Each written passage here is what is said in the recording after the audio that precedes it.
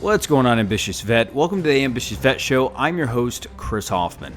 I'm a Marine Corps veteran who got out as a junior enlisted guy in 2012, went through 5 jobs at 5 different industries in 5 years, before I began to discover that the immediate transition education expires when you desire more than just your basic needs being met. I'm meaning finance, healthcare, shelter, right? And that's why this show exists, to dive into the trenches with today's top subject matter experts, share inspiring transition stories, and provide master classes to equip you with the realistic perspective on what it takes to not only survive, but thrive in the trenches of everyday life.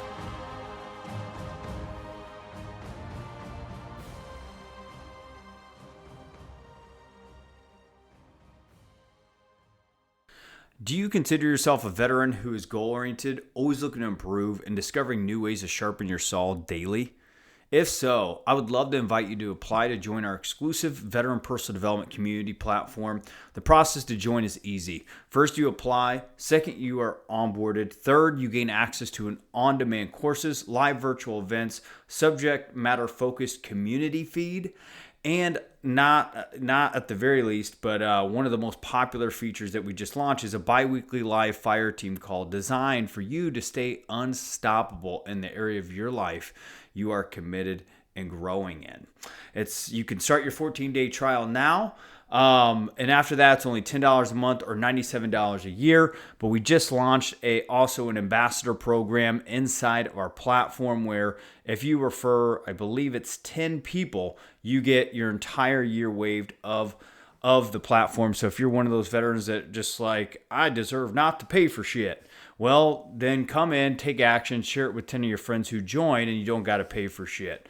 If you want to go above and beyond, if you're really ambitious and an action taker, feel free to come in and share it with 25 people, and you're going to get an all-expensive paid personal development experience of your choice capped at $1,000.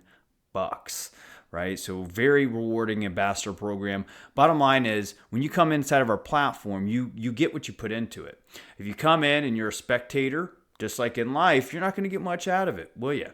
So if you're interested in jumping into the trenches with other ambitious vets looking to grow and advance in life together, feel free to check out our website and apply now. Website's ambitiousvetnetwork.com. Again, that's ambitiousvetnetwork.com. It's time to get into the trenches, dig into your purpose, and fire up your life's fulfillment. The Ambitious Vet Podcast starts now.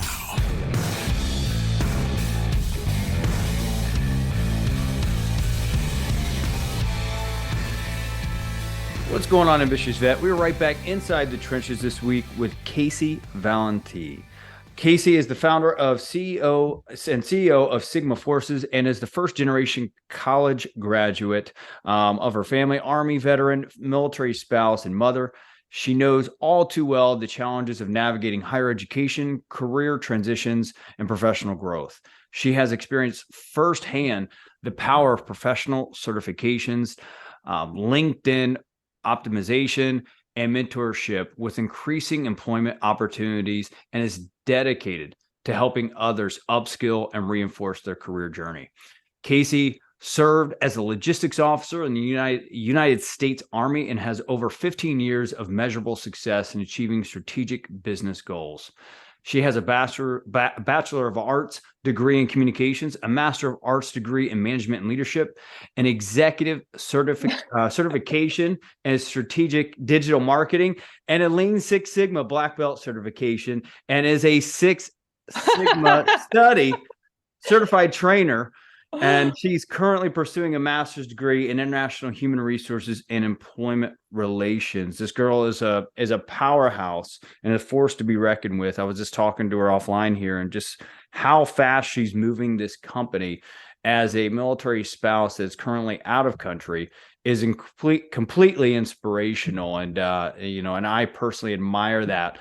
And also feel a little insecure because I'm in the United States and my company ain't growing as fast as hers at this point. So, Kasie, welcome to the show.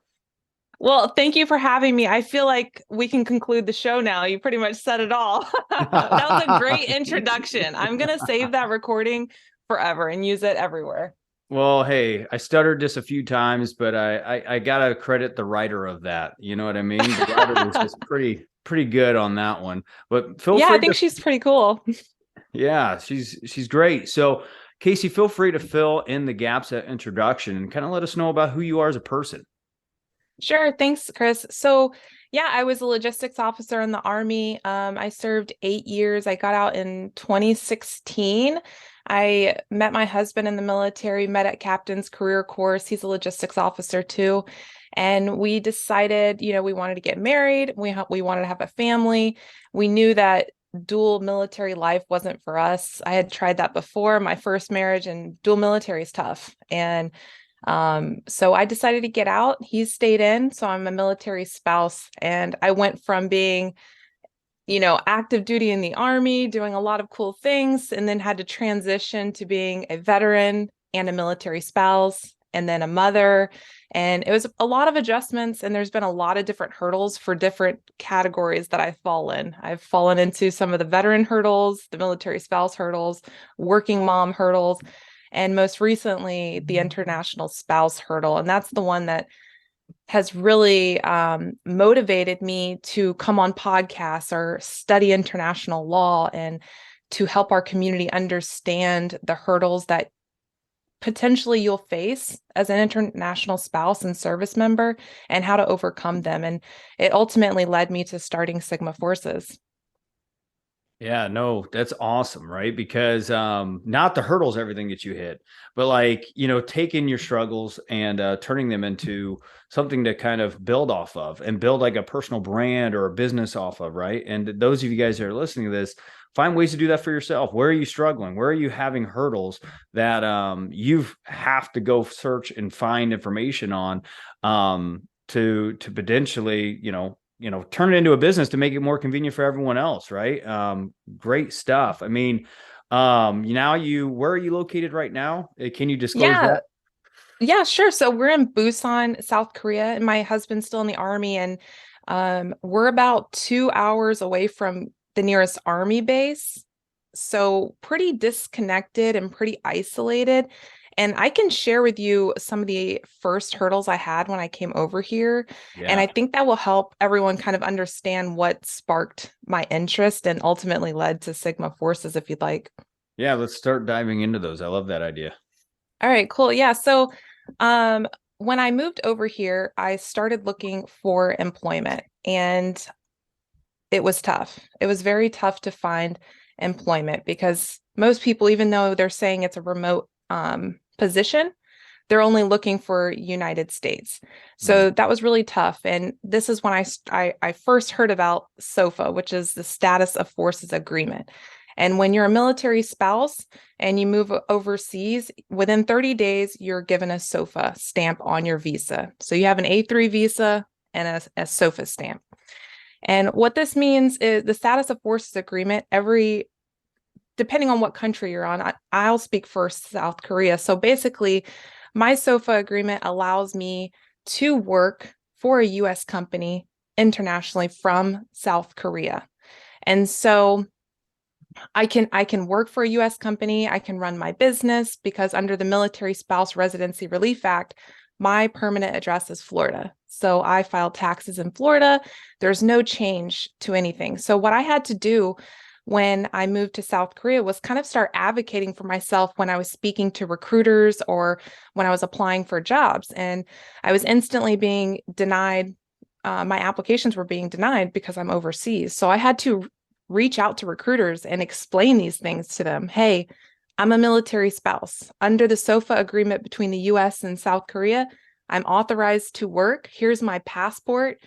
Here's my SOFA stamp when it was stamped. I'm under the Military Spouse Residency Relief Act. If you're worried about shipping laptops or computers, we have an APO address. I mean, I went down the line and had to list it out for recruiters and just remove all the perceived barriers Hmm. for them that they I'm not sure what was going on in their mind, but they probably don't understand it. They don't know that it's allowed. And they think of things like, how will we ship her computer?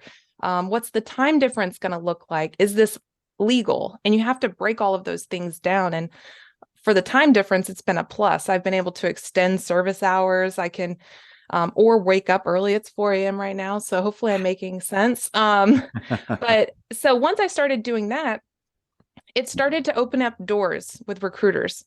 And then it still almost wasn't enough. I realized that even though I had a master's degree, I had Army service under my belt, I almost wasn't competitive enough. And that's when I started getting into professional certifications, and I earned my Lean Six Sigma black belt. And I'll tell you what, when you put a Lean Six Sigma black belt on your LinkedIn profile, recruiters are going to message you and they're not going to care what country you're in. They're not going to care. Or at least you stand a better chance when you go to try to explain the SOFA. They're more willing to listen, because talking about the SOFA is kind of boring. But But if they know that you have, so why is that? Like, is it karate black belt, meaning you're like the best of the best in this mixed martial arts or this craft, this practice? Why is getting up to a black belt Six Sigma? How does that start a conversation and kind of help narrow the barriers towards recruiters and being more understanding? yeah, I mean, let's talk about it from the perspective of being a veteran. Mm-hmm. Okay, so when you're a vet or active duty service member transitioning or your career pivoting, we're used to acronyms like, what are some in the military? Refresh my memory, like courses of action, MDMP. Yeah, like JJ did tie buckle for Marines leadership. Oh, training. I don't know about that one, but we're used to managing projects one way in the military. Okay. Right. Well, organizations in the civilian world, they manage their projects their way. And a lot of companies use either Scrum methodologies, Six Sigma methodologies, depends on the company. And you're going to have to learn that. And if you can go ahead and say that you already understand it, you're proficient in it, and you can talk it to a recruiter, then you stand a much better chance. And a lot of times that's actually on the application as a requirement. They're saying you have to be Six Sigma green belt, or you have to be Scrum or whatever. And so it not only helps you explain to recruiters in a way they can understand how you manage projects, it qualifies you. And then adjusting to your new work environment, if you already know how they're managing products and your projects, you can lead the team, because essentially you're gonna have to lead a team who speaks one entirely different language than what you did in the military. So there's all of that. Kind of does the terminology, but also, coming from Marine Corps mixed martial arts, I got out as a green belt, MIG map guy. When you're a black belt, you can kick down better doors because you get a higher roundhouse kick, right? Yeah, definitely. And you can kick the doors out from overseas. So that's it. I love it. Oh, that's really cool. That's really cool. So great. So, I mean, we're talking about the SOFA. Now, one thing we were talking offline is you can't get too much into detail on this, right? It's different for every country. You got to make sure that you do the work. And I think I found a great article that kind of can help you if you're listening to this. And, you're just like, man, what is the SOFA? I want to understand where I'm potentially being deployed at as a military member. What kind of opportunities do I have for, my spouse, for an employment, driving privileges, taxation, whatever it may be unique to that country. I have an article that I can share for you to kind of go down this road. But Kasie, going back over to you, what have you seen as far as for yourself going through this process? How can we make it easy for military spouses on top of like getting a Lean Six Sigma black belt to kind of get the door kicked down with a roundhouse kick? What are some other ways that you have found to be proactive, like to be an advocate of educating other military spouses that don't want that gap in their resume or their employment and stuff like that? What are some best practices that you would give them to kick that door down easier? Yeah, well, so I started Sigma Forces, and we've scaled very quickly. We've gone from being a professional certification provider to a full career advancement organization. And so we offer professional courses and certifications in Lean Six Sigma, Scrum, marketing, sales. We're adding PMP to the mix, and we've had a lot of requests for cybersecurity, so we're looking into that as well. So we're constantly adding more courses to our programming, and we offer group mentorship. We do weekly workshops on LinkedIn optimization, interviews, practicing, resume writing, just everything you need for career readiness, and it's pretty informal.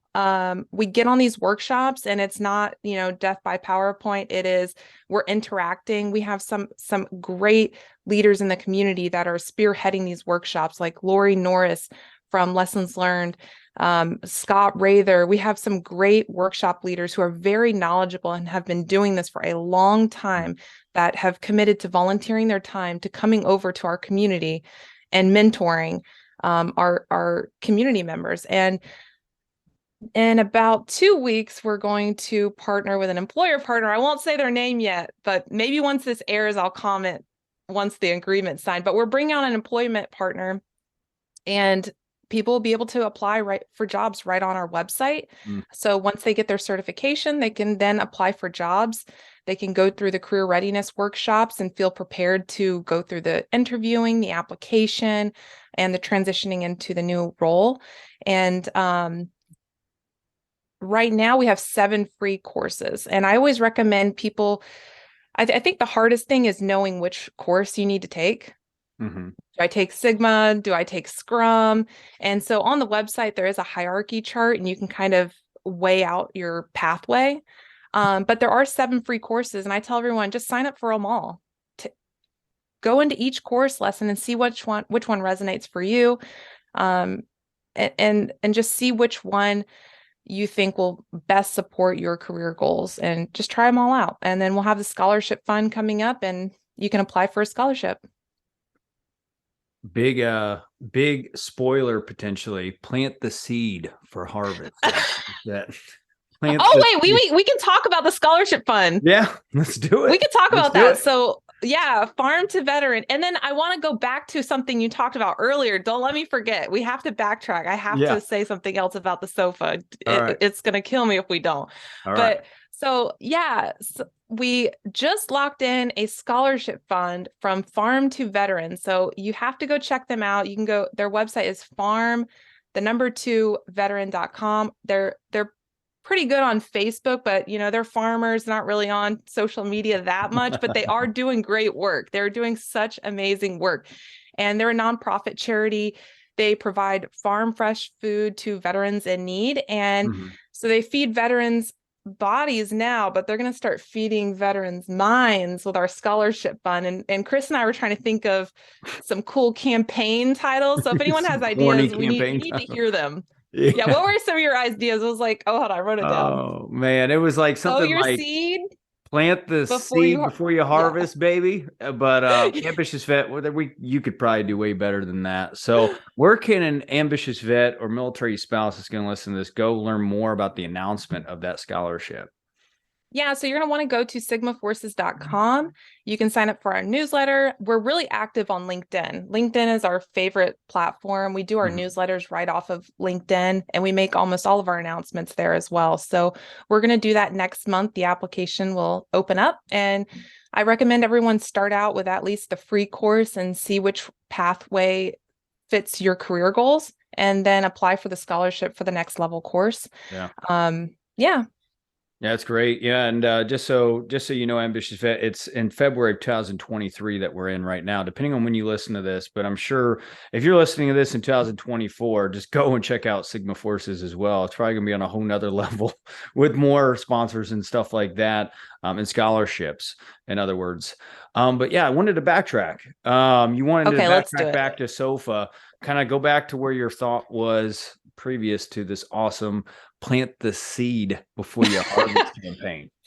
Yeah, I love that. And I want to see how are people going to comment. I want to hear other people's ideas in this campaign. Let's make it, our branding for Sigma Forces is home of the force multipliers. It's all about force multiplying, being a community. No one's competition. We're just here all to help each other. So I appreciate you giving me some campaign ideas. If we go with any of those, I'll have to give you full credit. I'll make Chris Hoffman came up with this campaign idea. I'll give you credit on the website.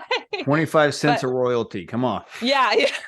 But yeah, backtracking. I just want to make sure that service members understand that it's important for them to understand the SOFA, not just the spouse, because, I don't know if you've ever been a Geo Bachelor, but my husband and I have been we've chosen to live apart for a year because of an assignment. And sometimes people who are getting stationed overseas, service members will choose to go alone. And I've heard, this wasn't the case for us, but I've heard that they do it because they don't want to jeopardize their spouse's career. Mm. They don't want to jeopardize it, which is really unfortunate.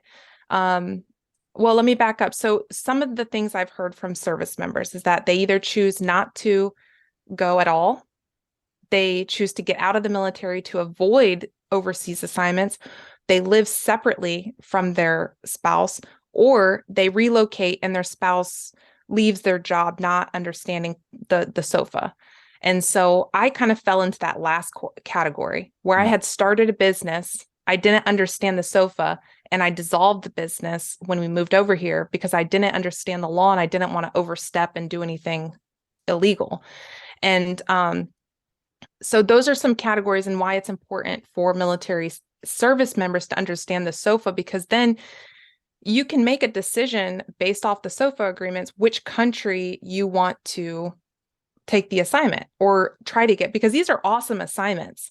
Being out here in South Korea has not just been a broadening assignment for my husband. It's been a broadening assignment for me. My 3 children are in an international school. My 4-year-old, she can count to 10 in Korean. My 11-year-old, she's learning Korean. I mean, it's been such a great assignment. And it's so upsetting to hear that people are either avoiding these assignments or are separating their families and living separately just because you don't understand the SOFA or aren't taking the time to make sure that it's going to be okay.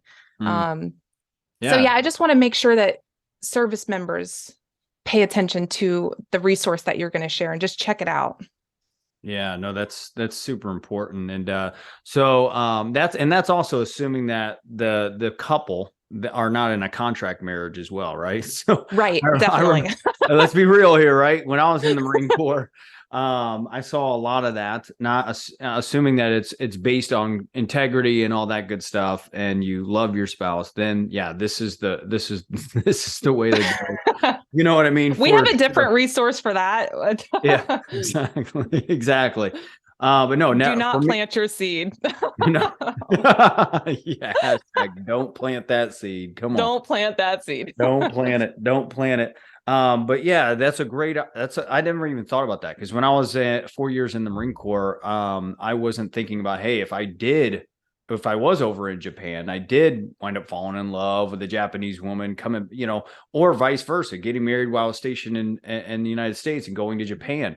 What does that process look like? And, it's just something you don't think about unless you're in it. So those of you guys that are listening to this right now, that are just getting married, maybe you're in active duty or you know someone in active duty, make sure you're sending them this episode so they can kind of get the party started, per se, to kind of figure out these agreements that help speed up the process later for potential employment, so the spouse isn't gapped. So would you say the SOFA is kind of like a handshake between two countries and kind of expediting a process towards like compensation and the financial world, the economy type stuff? Or how would you describe the SOFA in like an analogy on, and tying it to like professional certifications? Yeah, well, so to back up, it's basically an understanding. So between two countries. So it says let's talk about Germany and South Korea. And then I want to back up to where you talked about marrying someone here and then moving back and why Sigma forces can help. So let's put a pin on that too. So like, for example, the SOFA agreement between Germany, and this is just from me talking to another German spouse that's living there. I haven't read the SOFA agreement for Germany.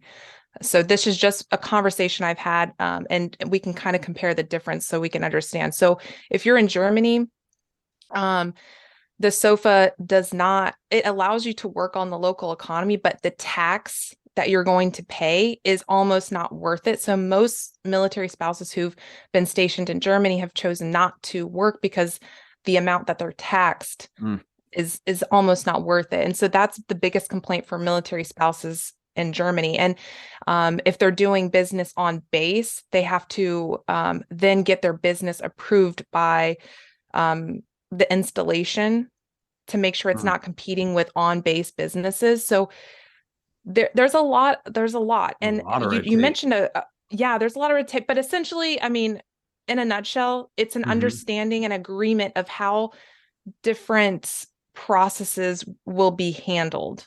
Mm. How, yeah, I mean, that's the Okay. best way to describe it. But backing up, you brought up something really good, important. You talked about service members marrying someone here, like say they get stationed in South Korea, they meet a Korean spouse, she becomes a dual citizen, and then she moves back. Mm. And this is what when I was here, while I was here, I've met so many highly qualified military spouses, both US citizen and dual citizens. And the dual citizens are having such a hard time um, adjusting once they move to the US because there's a language barrier. Their certifications aren't recognized over in the United States. So this is one thing I took into consideration when I built Sigma Forces, that we're globally accredited and that and we offer our training in multiple languages. So for example, we have spouses who, English isn't their primary language. And since they are a dual citizen, they can work on the local economy, and having a US national or US accredited certification, it's not as recognizable. Right. So the cool thing is military spouses where English is not their first language, they can take the training in English and their primary language and take the course from both angles and Hmm. try to adjust and try to understand the materials in the best way possible, have the best training experience. And then when they move over to the United States and come back with their service member, they have an accredited global certification that's recognized everywhere. That's They were great. able to take it in multiple languages. So hopefully they've really retained the information and can apply it into the workforce. No, that's a great point, and thanks for piggybacking on the thought. So I think where my head was at too is like, okay, it's an agreement, it's some kind of systematic way of just how do you get employment or work a business and partnering countries with the USA, right? But also it sounds like once that's in place, then you can take professional certifications with Sigma Forces, and that potentially starts opening up higher probability of a career as a military spouse. Just in this example, inside of a country like a Germany, depending on their SOFA or something like that. But the first step is knowing these agreements and figuring those out, making sure that they're all in place, and then going to Sigma Forces and getting that black belt, baby, right? And Get that uh, black and belt. and then getting those doors open. So it just comes full circle as far as strategy and process for a military spouse, right? So that's cool. I like that. Um, so cool. So I mean, moving on then, I mean, I think we've kind of annihilated the sofa, and we're going to have an article for people to kind of go digest that. We've talked about Sigma Forces and kind of what all that entails as far as just straight up upskill. And I think what I love most about that is the Ambitious Vet Network and how this entire ecosystem was created was that 65% of veterans that are leaving their first post-military career within 24 months, right? And not knowing what it is and maybe not challenged enough, undercompensated and stuff like that. So Sigma Forces is a way, Ambitious Vet, for you to potentially go and upskill, right? And fill those gaps inside that human capital so you can actually be at least hitting that next milestone in your ambitions, right? One of the key things here is like, yeah, you might get out, you might be ambitious, but you got to be realistic with what you can achieve. And certifications are things that help you learn what it takes to succeed in life post-military. So I'm going to end this to the last segment of the show. Kasie, is the last save rounds, right? There's about 3 different kinds of military personnel that listen to the show. One is aspiring entrepreneurs, entrepreneurs, in other words. Some are entrepreneurs, right? Some that are just getting rocking and rolling, have taken that leap. And then others are immediate transitioning veterans, or may know active duty members in this case too, that have stability, but are just figuring out how to hit that next boom, that next goal, right? What would be some last save rounds that you would give to our listener, and then we'll give them a call to action to go connect with you. Okay. Well, I'll focus on the last group, the transitioning, because that's the biggest population I work with, and I can relate. I was an Army veteran. I had to transition, and it was really tough to land my first job. So here's some things to consider and things that helped me land my very first job. And so the first thing I would recommend is strategic volunteering. And I talk about this a lot, and I really believe strategic volunteering can help you land your first job. And what I mean by that is if you can narrow down what you want to do outside of the military, at least the industry, the role, go find an organization that will allow you to serve in that role. So I'll give an example. When I was getting out of the military, I was a logistics officer and I wanted to career pivot to marketing. But my entire resume was logistics heavy. So I wasn't showing up in the recruiter searches on LinkedIn because everything was logistics and I needed to add in some marketing experience. And I couldn't get hired because I didn't have the experience. There's this huge gap. So what I started doing was volunteering at a small nonprofit organization. And I was a mentor, but then I also did social media management. I was able to take on that role and it was unpaid, but it served me in so many ways. It allowed me to explore my strengths, my weaknesses. It allowed me to recognize the things that I enjoyed, the things that I didn't enjoy. And it really gave me valuable insight on how to navigate my transition and what jobs I wanted. And eventually, I mean, within a very short time, I actually moved to a full-time paid staff position in that organization. And so I think by adding those experiences to your LinkedIn profile and your resume, it shows that, one, you're paying it forward in your community. You're starting to gain the right experience on your resume, even if it's unpaid, you're having it there. And it could potentially lead to a full-time job depending on how well you perform. So the first thing when you're transitioning is see if you can volunteer and try to volunteer strategically. Because sometimes I think we just get so excited when we get out of the military and we're overly ambitious and we just want to volunteer everywhere. And then we get spread too thin and we're burnt out. Think about where you want to volunteer. See if you can't hold a title that aligns with your career goals. So do it very strategically. Make sure you put it on your LinkedIn profile. So strategic volunteering and then certifications. Once you get the certification, you have to know what to do with it. You have to make sure you're adding it to your profile correctly. And we do a LinkedIn workshop every single Monday at 6:30 p.m. Eastern Standard Time. And I plan on keeping that going because it's so beneficial. So know how to optimize your LinkedIn profile with your cool certificates, with your new experiences, all of these things, these great things you're doing. Make sure you're putting it on your LinkedIn profile properly and optimized. And then I would say go to our workshops so you can know how to sell yourself in interviews, how to apply to your first job, and just lean on your mentorships. I mean, I wish I would have used mentoring when I was getting out of the military. I didn't know about Veterati. I didn't know about all of these great resources. And it's just, there's no shame in connecting with a mentor and sharing your concerns because most people have the same concerns. Yeah, ask for help, right? And Kasie, I just want to acknowledge you for just being someone that, even being in another country, being up at 4 a.m., you're willing to, build something that's going to help upskill veterans, military spouses. God knows who's going to go through your programs. But not only that, but you're giving other people opportunities to come in, be training providers, provide scholarships, and really creating that false multiplier effect that you preach on. Because a lot of people talk about it. You're being about it. So I appreciate you being that person. Where can the listener go to connect with you, Kasie?